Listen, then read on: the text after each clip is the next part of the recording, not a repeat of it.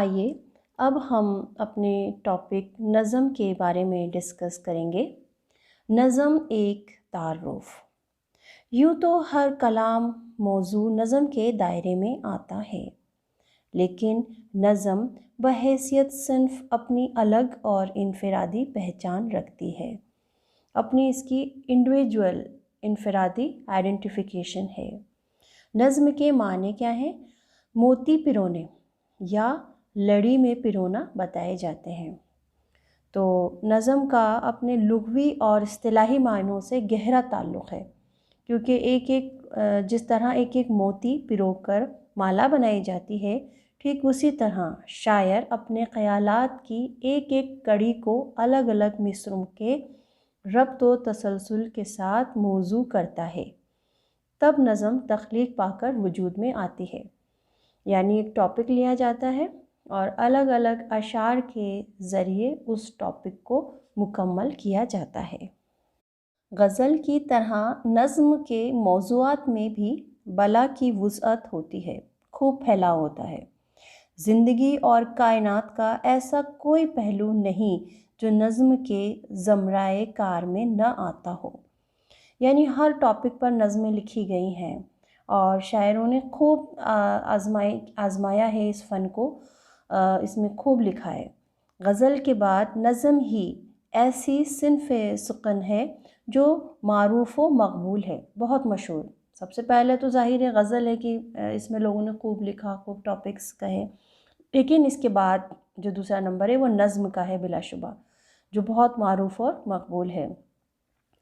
Professor آل احمد سرور نے نظم کے متعلق اپنے خیالات کا اظہار کرتے ہوئے لکھا ہے، نظم کی مثال ایک ایسے دریا کی سی ہے جس میں طرح طرح کے نشیب و فراز ہیں۔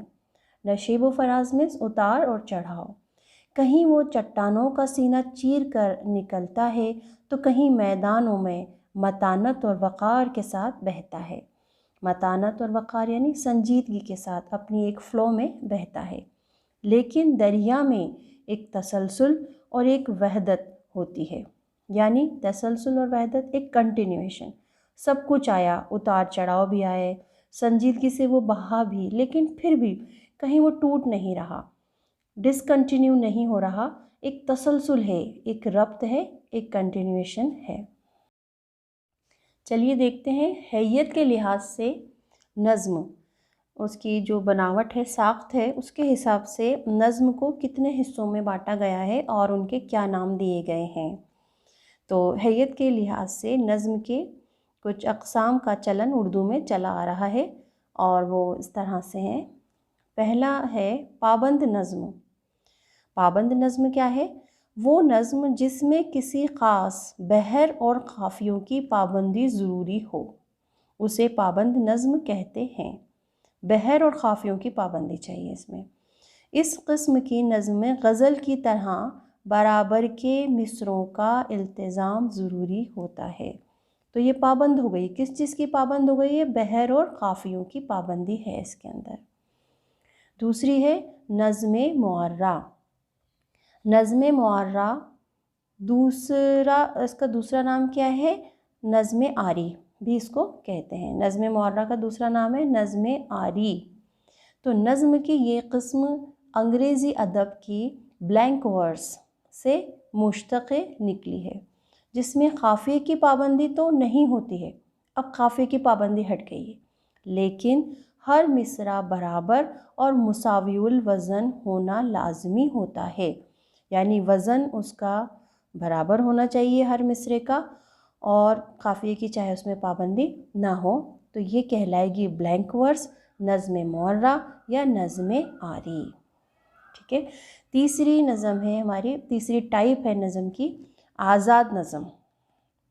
تو نظم کی یہ قسم بھی انگریزی کی فری ورس سے مشتق نکلی ہے۔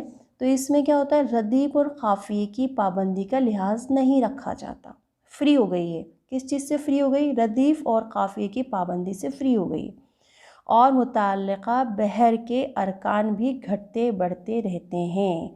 بحر بھی محدود نہیں ہے اس میں، بلکہ جو بھی اس کی بحر ہے اس کے ارکان بھی گھٹتے بڑھتے رہتے ہیں۔ تو یہ ہو گئی آزاد نظم۔ اب ہماری جو اس کی 4تھ ٹائپ ہے، چوتھی قسم ہے، وہ ہے نثری نظم۔ تو آزاد نظم کی طرح نثری نظم بھی چھوٹی بڑی نثری سطور پر مبنی ہوتی ہے۔ جیسا کہ اس سے نام سے ہی ظاہر ہے کہ اس میں نثر دکھنے لگے گی ہمیں، ایسی نظم ہوگی یہ۔ اس میں کیا ہوگا کہ ردیف، قافیے، بحر اور وزن کی پابندی نہیں ہوتی۔ اب اس میں سب چیز کی پابندی ہٹ گئی ہے، ردیف کی بھی نہیں ہے، قافیے کی بھی نہیں ہے، بحر اور وزن کی بھی پابندی اس میں نہیں ہے۔ بعض حضرات نے نثری نظم کو نثم، یعنی نظم اور نثر دونوں ملا کے نظم کا نام بھی دیا ہے، لیکن ادبی حلقوں میں اس کو قبول نہیں کیا گیا ہے، تو ہم اس کو نثری نظم ہی کہیں گے۔ تو یہ کل 4 اقسام ہم نے دیکھی ہیں حیت کے لحاظ سے: پابند نظم، نظم معرہ، آزاد نظم اور نثری نظم۔ چلیے ہم دیکھتے ہیں نظم نگاری کی ابتدا اور ارتقاء۔ نظم نگاری کی ابتدا یوں تو محمد قلی قطب شاہ مانی اور دکن کے بعض دوسرے شاعروں کی بہاریہ نظموں سے ہوئی، لیکن نذیر اکبر آبادی وہ پہلے شاعر ہیں جنہوں نے نظم نگاری کو رواج بخشا، یعنی اس کو عام کیا۔ لوگوں نے دیکھا کہ نظمیں لکھی جا سکتی ہیں اور ان میں خوب سارے مضمون کی طبع آزمائی کی جا سکتی ہے، خوب سارے ٹاپکس کو لیا جا سکتا ہے۔ تو نذیر اکبر آبادی نے کیا کیا کہ عوامی موضوعات پر خوب نظمیں لکھیں۔ ان کی عوامی موضوعات پر لکھی منظومات نے نظم نگاری کی روایت کو مضبوط کیا۔ پبلکلی ٹاپکس جو ہوتے ہیں کامنلی، وہ انہوں نے لیے اور ان پر لکھا۔ 1857 کے بعد اردو نظم نگاری کا ارتقاء تیزی سے ہونے لگا۔ 1857 کے بعد پھر 1874 میں مولانا محمد حسین آزاد نے بزم مناظمہ کی بنیاد ڈالی، تو اردو نظم کو آگے بڑھنے کی خاطر خواہ مواقع فراہم ہوئے، یعنی ٹاپکس دینے لگے وہ اور پھر ان پر شاعر لکھتے تھے۔ حالی نے مقدمہ شعر و شاعری کے توسط سے شعرائے اردو سے جدید طرز کی نظمیں لکھنے کا مطالبہ کیا، جس پر کئی شاعروں نے لبیک کہا۔ انہوں نے اس طرح کی شروعات کی کہ ٹاپک دیا جائے اور اس پر پھر وہ نظمیں لکھ کر لاتے تھے۔ شبلی نعمانی، علامہ اقبال، اکبر الہ آبادی، سرور جہاں آبادی، نظم طباطبائی، مولانا اسماعیل میرٹھی، جوش ملیح آبادی اور چکبص لکھنوی جیسے شعراء نے میدان نظم گوئی میں قابل قدر اضافے کیے۔ ترقی پسند تحریک اور نظم۔ ترقی پسند تحریک سے وابستہ شاعروں نے تو صنف غزل پر نظم گوئی کو ترجیح دیتے ہوئے خوب سے خوب تر نظمیں تخلیق کیں۔ انہوں نے غزلیں اتنی نہیں کہیں، بلکہ انہوں نے ترجیح کس کو دی، پرائیورٹی کس کو دی؟ نظم کو۔ ترقی پسند تحریک سے جو جڑے ہوئے شاعر تھے ان کی بات ہے۔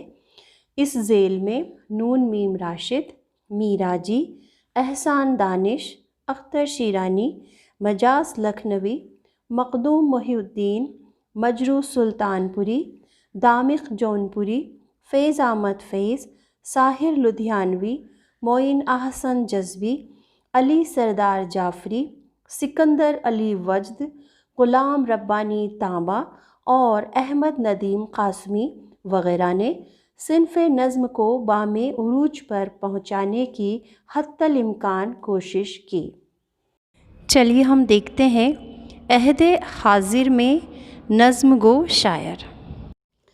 عہد حاضر میں جن شعراء اکرام نے نظم نگاری کے ذریعے اپنی فکر رسا کے گھوڑے دوڑائے، ان میں ندا فاضلی، شمس الرحمن فاروقی، عمیق حنفی، بیکل، اتساہی، پروفیسر شہریار، پروفیسر عتیق اللہ اور زبیر رضوی وغیرہ کے اسمائے گرامی قابل ذکر ہیں۔